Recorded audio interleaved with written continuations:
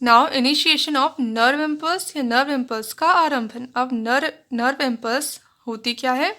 Signal होता है जो ब्रेन तक जाता है, उसको क्या कह रहे हैं? Nerve impulse.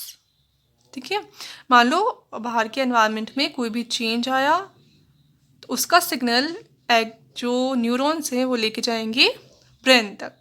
तो जिस फॉर्म में लेके जाएंगे उसको कहेंगे अपन कैसे लेके जा रहे हैं, ये नर्व इम्पल्स की फॉर्म में सिग्नल जा रहा है कहाँ तक? ब्रेन तक। और उसके अकॉर्डिंग जो रिस्पॉन्ड होगा उसका भी सिग्नल किसकी फॉर्म में जाएगा? नर्व इम्पल्स की फॉर्म में। यानी सिग्नल को क्या कह रहे हैं अपन? Nerve impulse. बाहरी एनवायरनमेंट में कोई चेंज आया तो उसका सिग्नल नर्व इम्पल्स की फॉर्म में जाएगा ब्रेन तक। अब नर्व इम्पल्स क्या है? सिग्नल कह रहे हैं अपन, सिग्नल को तो कह दिया नर्व इम्पल्स। अब नर्व इम्पल्स है क्या, कैसे जाएगा? ये जो एक्सन है, एक्सन का जो न्यूरॉन जो है, न्यूरॉन का जो सोमा वाला पार्ट है, सोमा वाले पार्ट से निकले हुए रहते हैं डेंड्राइट्स। तो सिग्नल डेंड्राइट्स से तो रिसीव होगा और कहाँ जाएगा? एक्सन से होता हुआ टर्मिनल तक जाएगा। फिर टर्मिनल से जो दूसरा एक्सन अटैच है, दूसरे एक्सन की जो डेंड्राइट्स अटैच है वहाँ तक चला जाएगा। फिर दूसरे एक्सन के डेंड्राइट से सिग्नल उसके एक्सन तक जाएगा और टर्मिनल तक जाएगा। फिर थर्ड वाले तक चला जाएगा। ऐसे जो नर्व इम्पल्स है वो न्यूरॉन टू न्यूरॉन ट्रांसफ़र करती है, एक न्यूरॉन से दूसरे न्यूरॉन तक चली जाती है और बाद में ये कहाँ चली जाएगी? ब्रेन तक चली जाएगी। अब एक्शन पोटेंशियल जा रही है, न्यूरॉन से न्यूरॉन जा रही है और ब्रेन तक जा रही है। अब कैसे जा रही है क्या ये? तो नर्व इम्पल्स होती क्या है? Voltage change. अपन ने कहा रेस्टिंग मेम्ब्रेन पोटेंशियल कितनी है? -70 MV। यानी यहाँ का जो डिफरेंस है चार्ज का एक्सन के अंदर और बाहर वो कितना है? -70 MV। इसमें चेंज आ जाए तो उसको कहेंगे एक्शन पोटेंशियल। यानी ये जो चेंज है वो आता जाता है, गुजरता जाता है एक्सन से, एक एक्सन से दूसरे न्यूरॉन के एक्सन तक, दूसरे से तीसरे न्यूरॉन के एक्सन तक। क्या होता जाता है? चेंज। ये जो रेस्ट के स्टेज का है, ये रेस्टिंग मेम्ब्रेन पोटेंशियल जो है, ये जो वोल्टेज है ये चेंज होता जाता है। इसको कहेंगे अपन क्या है? ये action potential, change of voltage. अब कहा अपन ने कि एक्सन है, एक्सन के बाहर की तरफ कौन सा चार्ज बताया था? पॉजिटिव। और एक्सन की मेम्ब्रेन के अंदर की तरफ यानी एक्सन के साइटोप्लाज्म में कौन सा है चार्ज? नेगेटिव। और इसका डिफरेंस है -70 MV। अब जब एक्शन पोटेंशियल जनरेट होगी, मान लो कोई सिग्नल मिला, कोई चेंज आया एनवायरनमेंट में, तो क्या जनरेट होगी? एक्शन पोटेंशियल बनेगी। यानी क्या होगा? ये जो है वोल्टेज ये चेंज हो जाएगा। वोल्टेज है, ये डिफरेंस है चार्ज का, ये है वोल्टेज। ये जो वोल्टेज है अब ये खुद चेंज हो जाएगा। यानी पहले था बाहर प्लस चार्ज, अंदर था नेगेटिव चार्ज, और जो वोल्टेज था वो क्या था? चार्ज का डिफरेंस, वोल्टेज जो है वो क्या था? -70 MV। अब ये चेंज हो जाएगा और किस में चला जाएगा? प्लस में। यानी अभी तो माइनस में है वैल्यू, कहाँ चली जाएगी? वैल्यू प्लस में चली जाएगी। क्यों? क्योंकि ये पॉजिटिव जो चार्ज है वो अंदर आ जाएगा और नेगेटिव चार्ज कहाँ शो होगा? फिर बाहर। बाहर तो आ जाएगा नेगेटिव चार्ज, अंदर आ जाएगा पॉजिटिव चार्ज, और ये जो वैल्यू है ये किस में चली जाएगी? पॉजिटिव में। यानी ये जो वोल्टेज चेंज है, सॉरी ये जो चार्ज का चेंज है, ये जो वोल्टेज है ये क्या हो जाएगा? चेंज हो जाएगा, बदल जाएगा, प्लस में चला जाएगा। तो अपन कहेंगे एक्सन की मेम्ब्रेन कैसी हो गई? डीपोलराइज हो गई। इस डीपोलराइजेशन को ही क्या कहते हैं? Action potential. अब ये जो डीपोलराइजेशन है वो पहले एक्सन की एक पार्ट में होगा, फिर दूसरे पार्ट में होगा, फिर तीसरे पार्ट में होगा। ऐसे जो वोल्टेज है वो पार्ट में चेंज होता जाएगा और वोल्टेज का जो चेंज है वो आगे बढ़ता जाएगा और फिर दूसरे न्यूरॉन में चला जाएगा, फिर दूसरे न्यूरॉन की मेम्ब्रेन में भी ऐसे चेंज होता जाएगा और तीसरे न्यूरॉन में चला जाएगा।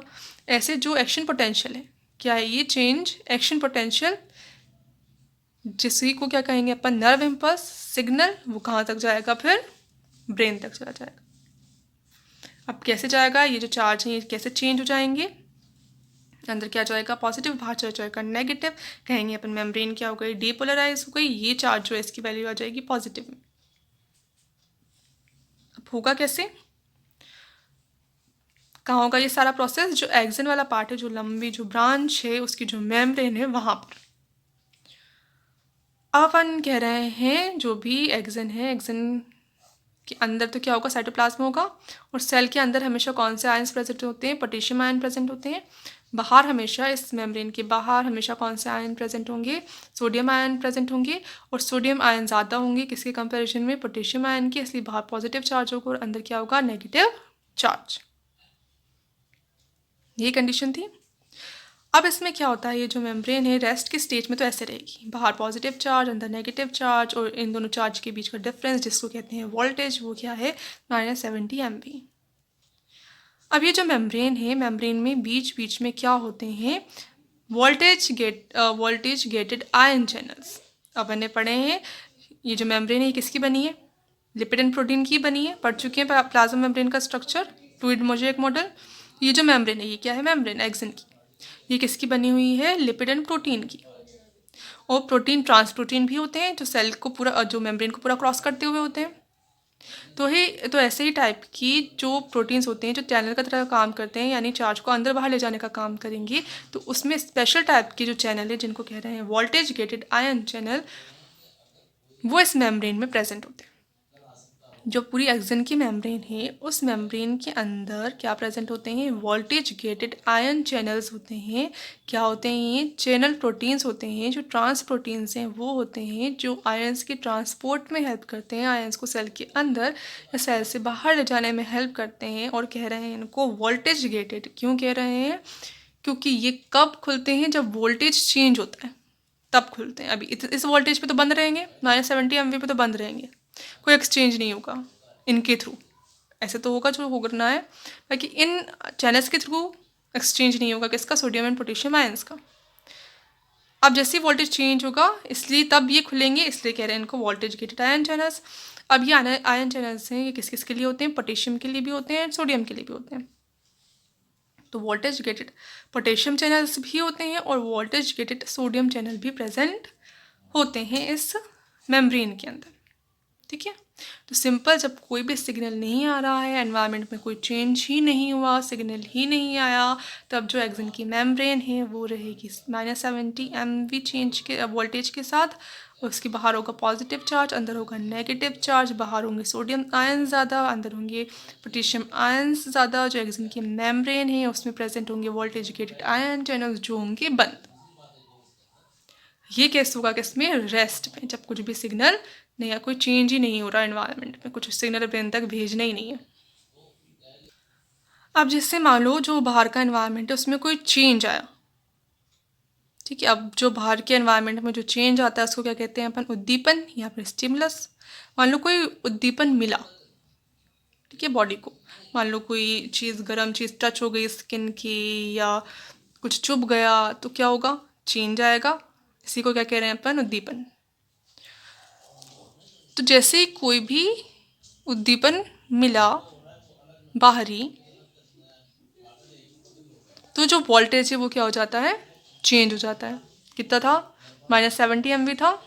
जैसे ही कोई उद्दीपन मिलेगा, कोई भी चेंज आया एनवायरनमेंट में, तो जो वोल्टेज है वो चेंज हो जाता है। अब -70 था, -60 हो सकता है, वो -50 हो सकता है, -55 हो सकता है, कितना भी हो सकता है। तो अगर वो चेंज हुआ, मान लो कोई बाहरी उद्दीपन मिला और जो वोल्टेज था -70 MV, वो चेंज हुआ, कितना हो गया? -60 MV। ठीक है, तो -60 MV होगा तो कुछ फ़र्क नहीं पड़ेगा, कोई सिग्नल जनरेट नहीं होगा, एक्शन पोटेंशियल जनरेट नहीं होगी, कोई भी चार्ज का चेंज नहीं आएगा, कुछ नहीं होगा। कब होगा? जब चेंज कितना हो जाए, वोल्टेज कितने पे आ जाए? -45 पे, तब जाके एक्शन पोटेंशियल जनरेट होगी, सिग्नल जाएगा ब्रेन तक। अगर -45 के नीचे नीचे चेंज हो रहा है, जैसे -70 है, -60 हो गया, -65 है, -55 है, -50 है, -46 है, तब तक कोई भी सिग्नल ब्रेन तक नहीं जाएगा। कब जाएगा? मान लो कोई उद्दीपन मिला बॉडी को और जो वोल्टेज है, जो एक्सन की मेम्ब्रेन पर वोल्टेज जो है -70 MV का, वो चेंज हो जाए और कितना हो जाए? -45 MV हो जाए, बढ़ गया। तब कहेंगे, तब क्या होगी? एक्शन पोटेंशियल जनरेट होगी। अपन कहेंगे नर्व इम्पल्स जा रही है, कहाँ जा रही है? ब्रेन तक जा रही है। ठीक है, कब होगा ये सारा प्रोसेस स्टार्ट आगे का? जब -45 MV चेंज होगा तब ही होगा। इसको क्या कहते हैं, थ्रेशोल्ड वैल्यू, यानी इससे कम अगर चेंज हुआ तो उससे कोई सिग्नल जनरेट नहीं होगा, एक्शन पोटेंशियल जनरेट नहीं होगी, एक चार्ज एक्शन पोटेंशियल नहीं बनेगी। कब बनेगी, जब -45 हो गया।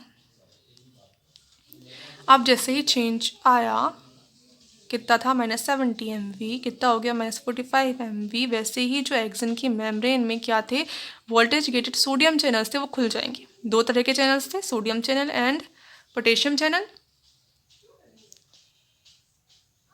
तो सोडियम चैनल खुल जाएंगे, पोटेशियम चैनल तो बंद ही है। क्या खुले पहले, तो -45 होते ही पोटेशियम चैनल खुल जाएंगे। ठीक है, तो देखो ये है एक्सन की मेम्ब्रेन, जिसपे था स्टार्टिंग में चार्ज कितना था, -70 MV था। जब कोई भी सिग्नल नहीं आ रहा, बाहर क्या ज़्यादा थे, सोडियम आयन ज़्यादा थे, अंदर क्या थे, सोडियम आयन कम थे, अंदर पोटेशियम आयन ज़्यादा थे कंपेरेटिवली। अब ये जो है वोल्टेज गेटेड, ये क्या है, वोल्टेज गेटेड सोडियम चैनल, जो क्या है अभी बंद है। देखो यहाँ से बंद है, कोई चीज़ आर पार नहीं जा सकती। अब जैसे स्टिमुलस आया और ये चेंज जो है वोल्टेज जो है वो कितना हो गया, -45 MV हो गया, जो है थ्रेशोल्ड वैल्यू। इससे कम अगर हुआ तो कुछ भी नहीं होगा। -45 होते ही क्या होगा, जो सोडियम चैनल्स है, वोल्टेज गेटेड सोडियम चैनल्स, वो हो जाएंगे ओपन। देखो ओपन हो गए। अब ओपन होंगे तो क्या होगा, सोडियम इसके आर पार जाएंगे। तो कहाँ से कहाँ जाएंगे, ये है एक्सन का बाहर जो बाहरी मीडियम जो भी है, और ये है एक्सन का साइटोप्लाज्म। ठीक है, ये पूरा एक्सन होता है यूँ, तो उसके अंदर का ये साइटोप्लाज्म और ये है बाहर। अब सोडियम की कंसंट्रेशन बाहर ज़्यादा है, अंदर कम है, तो सोडियम कहाँ आएंगे, बाहर से अंदर आ जाएंगे, आते जाएंगे। अब सोडियम आयंस कहाँ आ रहे हैं, सेल के अंदर आ रहे हैं, साइटोप्लाज्म में आ रहे हैं, सेल के अंदर आ रहे हैं, तो अंदर पॉजिटिव चार्ज इंक्रीज होता जाएगा। पॉजिटिव चार्ज इंक्रीज हो जाएगा तो क्या होगा, बाहर क्या कहेंगे अपन, नेगेटिव चार्ज। जब अंदर पॉजिटिव चार्ज ज़्यादा है तो अंदर तो क्या आ जाएगा, मेम्ब्रेन की पॉजिटिव चार्ज आ जाएगा, और बाहर क्या रह जाएगा, नेगेटिव चार्ज रह जाएगा, और अपन कहेंगे क्या हो गई, मेम्ब्रेन डीपोलराइज हो गई।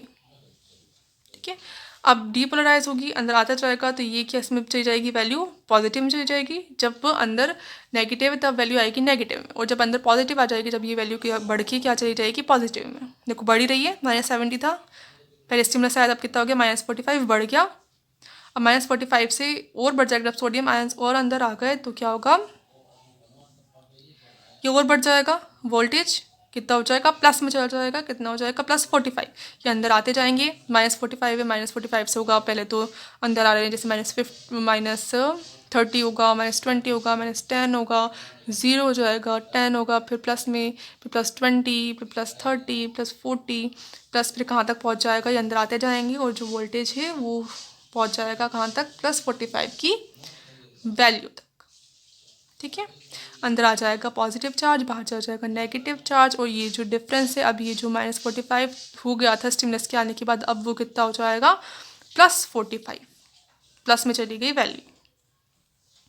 अब जैसे ही +45 होगा, -45 पे तो क्या हुआ था, ये चैनल्स ओपन हुए थे, +45 पे ये चैनल क्या हो जाएंगे, इनएक्टिवेट, क्लोज नहीं होंगे। क्या होंगे, +45 की वैल्यू पर इनएक्टिवेट हो जाएंगे।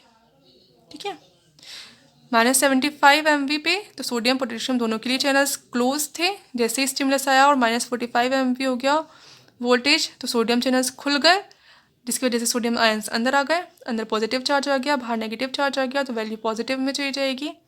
कितनी हो जाएगी, +45 MV होते ही ये जो सोडियम चैनल्स हैं ये इनएक्टिवेट हो जाएंगे, क्लोज नहीं होंगे, इनएक्टिवेट हो जाएंगे। अब इनएक्टिवेट कैसे होते हैं, ये जो है ये प्रोटीन का एक मॉलिक्यूल अटैच रहता है, ये इसको यहाँ से ब्लॉक कर देगा।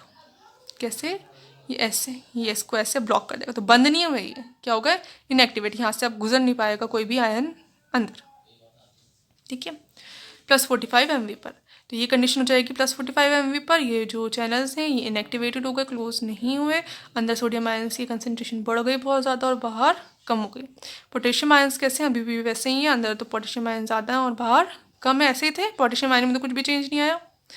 अब जैसे ही +45 वैल्यू होगी, वैसे ही क्या होगा, ये जो पोटेशियम चैनल हैं, पोटेशियम चैनल्स जो हैं ये ओपन हो जाएंगे। पहले क्लोज थे, अब पोटेशियम चैनल ये वाले ओपन हो गए। तो पोटेशियम आयन अपनी कंसंट्रेशन के अकॉर्डिंग अंदर से कहाँ जाएंगे, बाहर, ज़्यादा से कम पे जाएंगे, अंदर से जाएंगे बाहर। अब जैसे जैसे ये बाहर जाते जाएंगे, वैसे बाहर पॉजिटिव चार्ज दोबारा क्या हो जाएगा, इंक्रीज हो जाएगा। ठीक है, अब बाहर पॉजिटिव चार्ज इंक्रीज हो जाएगा, होता जाएगा, तो क्या कंडीशन आ जाएगी, दोबारा बाहर पॉजिटिव चार्ज आ जाएगा और अंदर नेगेटिव चार्ज आ जाएगा। तो अपन कहेंगे कि मेम्ब्रेन क्या हो गई, रीपोलराइज हो गई। पहले तो पोलराइज थी जब बाहर पॉजिटिव था अंदर नेगेटिव था, फिर डीपोलराइज हो गई जब बाहर चला गया नेगेटिव अंदर आ गया पॉजिटिव। अब फिर से रीपोलराइज हो जाएगी क्योंकि बाहर फिर से चला गया पॉजिटिव और अंदर आ गया नेगेटिव। तो पोलराइज थी, डीपोलराइज हुई, फिर अब रीपोलराइज हो गई। अब रीपोलराइज तो हो गई, पॉजिटिव चार्ज कहाँ चला गया बाहर, नेगेटिव चार्ज आ गया अंदर। अब दोबारा बाहर क्या चला जाएगा, पॉजिटिव चार्ज आ जाएगा, अंदर नेगेटिव चार्ज आ जाएगा, तो जो वोल्टेज है वो दोबारा किस में चला जाएगा, नेगेटिव। कितना पहुंच गया था, +45 पहुंच गया था। और पोटेशियम आयन जैसे ही बाहर निकलने लगेंगे वैसे ही +45 से अगेन वो हो जाएगा +35 +25 प्लस कम होता जाएगा 15 +10 +0 फिर 0 हो जाएगा, फिर माइनस में चली जाएगी वैल्यू और दोबारा से -10 20 -30 -40 -45 पर आ जाएगी वैल्यू। अब जैसे ही -45 पे आ जाएगी वोल्टेज की वैल्यू, तो अपन ने पढ़ा था -45 पे क्या हुए थे, voltage gated sodium channels open हुए थे। अब -45 पे ही आते ही दोबारा, अब इसके नीचे जा रही है, दोबारा रिवर्स में आ रही है, तो -45 से जैसे ही कम हो जाएगी वैसे ही जो वोल्टेज गेटेड सोडियम चैनल्स हैं वो बंद हो जाएंगे। इनएक्टिवेट तो हो गए थे पहले, अब क्या हो जाएंगे, बंद हो जाएंगे। पर जो सोडियम चैनल्स हैं वो तो खुले ही हैं, तो इस वैल्यू तक आने के बाद भी सोडियम आयन बाहर जाते ही जाएंगे, तो ये वैल्यू और कम होती जाएगी। -45 से कितनी हो जाएगी, -55 हो जाएगी, -65 हो जाएगी, कितने पे पहुंच जाएगी, -70 पे। -70 पे अपन कहेंगे कि हाँ हो गई रिपोलराइज मेम्ब्रेन। तो अब पर रुकेंगे नहीं, जो सोडियम चैनल्स है वो, जो पोटेशियम चैनल्स हैं वो खुले ही रह गए। अब -70 से भी कम पहुंच जाएगी वैल्यू, -80 -85। ठीक है, नहीं बाहर बहुत ज़्यादा हो गया पॉजिटिव चार्ज, अंदर बहुत कम नेगेटिव चार्ज रह गया, पोटेशियम आयन सारे बाहर चले गए, बहुत सारे बाहर चले गए, वैल्यू कितने पे आ गई, -85 तक पहुंच जाएगी। यानी जितनी पहले वो पोलराइज थी, पहले कितनी पोलराइज थी, -70 तक, अब उससे भी कम हो गई वैल्यू। तो अब इसको क्या कहेंगे, क्या हो गई, अब मेम्ब्रेन हाइपर पोलराइज हो गई, इसको क्या कहेंगे, हाइपर पोलराइजेशन। अब अपन को वैल्यू तो क्या चाहिए, रेस्टिंग वाली दोबारा चाहिए, -70। और कंडीशन भी देखो क्या हो गई, रिवर्स हो गई। पहले तो सोडियम आयंस बाहर ज़्यादा थे, पॉजिटिव चार्ज बाहर ज़्यादा था, पर कौन से आयंस की वजह से था, सोडियम आयंस की वजह से, और अंदर कौन से थे, पोटेशियम आयन। अब बाहर पॉजिटिव चार्ज ही ज़्यादा है, अंदर नेगेटिव चार्ज ही, पर कंडीशन उल्टी हो गई, बाहर तो कौन से चले गए, पोटेशियम आयन, अंदर कौन से आ गए, सोडियम आयन, तो कंडीशन रिवर्स। और हाइपरपोलराइज भी हो गई, कहाँ चली गई वैल्यू, -85 पे चली गई। अब इस सारी कंडीशन को जो गड़बड़ हो गई है इसको नॉर्मल करने के लिए कौन से क्या वर्क करते हैं, जो एटीपीज है, एटीपी पंप है, पढ़ा था आपने, एटीपी पंप क्या करता है, ये 3 सोडियम आयंस को तो बाहर लेके जाता है, साथ में 2 सोडियम आयंस को सेल के अंदर लेके जाता है, तो ये एक्टिव हो जाएगा।